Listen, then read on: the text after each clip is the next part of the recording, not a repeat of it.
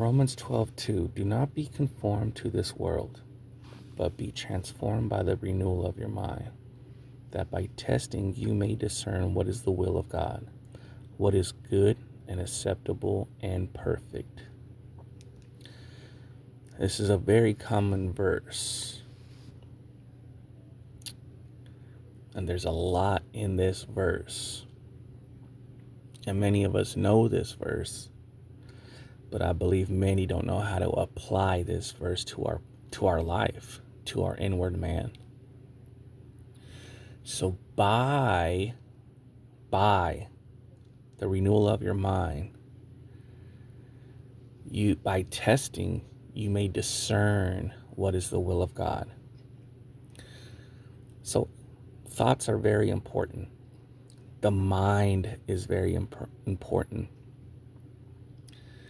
because in our mind, there's a discernment that must take place of knowing what the will of God is. There are thoughts that are good. There are thoughts that are bad. There are thoughts that are unacceptable. There are thoughts that are unacceptable. There are thoughts that are perfect. There are thoughts of imperfect.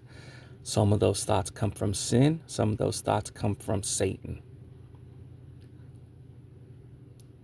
But all of this comes by only the Holy Spirit in our mind, taken captive in our mind, having a Christ-like mind. But how do I get to here? So there's Ephesians 5:10, it says, trying to learn what is pleasing to the Lord. Ephesians 5:17, so then do not be foolish, but understand what the will of the Lord is. So discern what is the will of God. You must understand what the will of the Lord is. Hebrews 5:14 brings it together. So, a little bit. It gives a few pieces to the puzzle. But solid food is for the mature, for those who have their powers of discernment trained by constant practice to distinguish good from evil. So there's a powers of discernment, and you may discern what is the will of God. So in this discernment, there must be a learning and an understanding, a training, and a practice. All of this must take place. 2 Corinthians 4:16, so we do not lose heart, though our outer self is wasting away. Our inner self is being renewed day by day. So this renewal of your mind is taking place daily.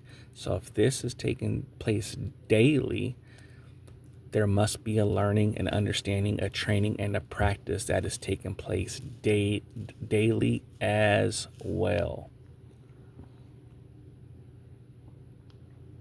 So we must know in our minds, and where it says, so do not lose heart.